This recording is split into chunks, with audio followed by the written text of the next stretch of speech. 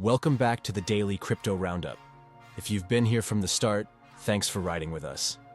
If you're new, make sure to hit follow so you don't miss the next update. Here's what we've got today. Bitcoin analysts like Dean Crypto Trades and Lark Davis are calling for an Uptober rally.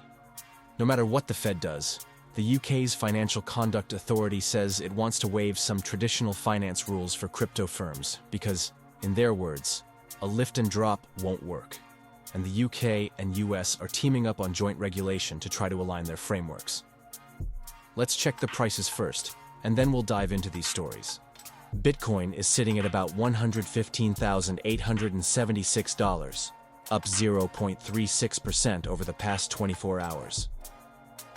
Ethereum is at $4,494, rising about 1.3%. XRP is trading at $3.02, slightly down at minus 0.17%. Binance Coin is at $948.50, climbing 2.5%. Solana is at $234.48, up just over 0.5%. Cardano is at 86 cents. Avalanche is steady around $29.50. Dogecoin is holding near 26.5 cents. Tron is at 34 cents, and Litecoin is at $114. That rounds out the top movers outside of stablecoins. Now let's get into the featured story, and this is where the term Uptober comes back into play. September has historically been one of the worst months of the year for Bitcoin. Since 2017, September has delivered negative returns in 7 out of the last 9 years. But October is often the exact opposite, with strong rallies that have defined entire bull markets. Analysts are already lining up to say that 2025 is shaping up no differently. Dean Crypto Trades, a well-followed technical trader, pointed out that Bitcoin is only about 7% above its post-election local peak, while the S&P 500 and even gold are significantly more extended. His view is that because Bitcoin hasn't overheated yet, it has room to run, and that sets it up for a clean rally in October. He posted, quote, "Bitcoin remains far less extended than equities or gold. Uptober is setting up strong. And it's not just him." Lark Davis, another respected analyst, added context by looking at the Federal Reserve's track record. He reminded everyone that every September FOMC meeting since 2020, except for the one in 2022, has been followed by strong Bitcoin gains in October. He wrote, "Only one exception in 5 years. The pattern is clear. Uptober is real." Whether you like Davis's content or not, his point is that the seasonal patterns are backed by both charts and history. Now, skeptics will point out that October is not a guarantee, and markets can always flip on a macro surprise, but this is the kind of setup traders dream of: price consolidating just under all-time highs, seasonal momentum about to kick in, and analysts with credibility staking their calls publicly. For investors listening, Uptober is less about the name and more about understanding that sentiment is aligning with seasonality. When both line up, history says you pay attention. Next, let's head over to the UK, where the Financial Conduct Authority has made waves with a new consultation paper. Rather than forcing crypto firms to follow the exact same rules that apply to traditional banks and asset managers, the FCA is saying some rules simply don't make sense in crypto.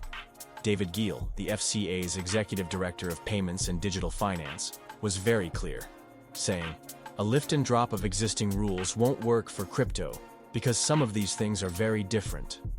The FCA is proposing to exempt crypto firms from certain conduct requirements, like specific diligence obligations and some senior management oversight protocols, while tightening in areas like cyber resilience and consumer protections. This is a big deal because the UK has been trying to walk a tightrope. On one hand, it wants to be seen as an innovation hub, attracting the next Coinbase or Binance to set up shop in London, rather than Dubai or Singapore. On the other hand, it cannot risk another FTX-style collapse under its watch. By tailoring the rules, the FCA is signaling that crypto isn't just another asset class, but a sector that requires its own playbook. Critics will say loosening rules looks like regulatory capture, while supporters argue it finally shows a regulator thinking practically about the industry instead of forcing square pegs into round holes. For firms already in the UK, this is a clear message. you won't be smothered by the exact same standards that apply to legacy finance. For firms thinking of entering, it's an incentive to consider the UK as a base of operations. And for the EU, which has MiCA rolling out, this sets up a real competitive tension. If the UK offers more flexibility while still promising oversight, companies may prefer London to Frankfurt or Paris. Before we get to the final story of today's roundup, let's pause for a second. If you're listening to this, chances are you hold crypto or plan to. And if you do, let me be blunt. You can't just leave it sitting on an exchange. Hacks, insolvencies, regulators freezing withdrawals. We've all seen it before. That's why I keep my stack on a Ledger hardware wallet. It's off exchange, in my control, and I don't worry when headlines hit. I've dropped a link in the description where you can pick one up. Seriously, don't wait until you're the one telling the horror story. Get ahead of it now. Alright, last up today, we've got international cooperation brewing between the UK and the United States. Rachel Reeves, the UK Chancellor, met with US Treasury Secretary Scott Bessent this week, and crypto was a major item on the agenda. Specifically, they talked about aligning regulatory frameworks around stablecoins and tokenized assets. Reeves was quoted as saying, "The UK cannot afford to fall behind in attracting investment, but neither can we allow regulatory arbitrage that undermines trust." Bessent echoed that sentiment, saying the US is committed to working closely with allies like the UK to ensure digital assets are governed under rules that promote both innovation and financial stability. This kind of cooperation matters because up to now, regulators have mostly been operating in silos. The EU has MiCA, the US has its patchwork of SEC versus CFTC, and the UK has been crafting its own rules. What Reeves and Bessent are signaling is that they see the danger of fractured regimes. If companies can game one system against another, confidence is lost. If rules are harmonized, at least in the largest markets, then investors and firms have clearer guidelines to operate under. For crypto, the upside of this alignment is investment. Institutions don't want to commit billions into tokenization or stablecoin operations if they're worried about a jurisdictional tug-of-war. By showing unity, the UK and US are essentially saying, we want this sector to thrive, but we'll build rails that reduce risk. The question is, how strict those rails become. If too strict, and innovation is stifled. Too loose, and trust evaporates.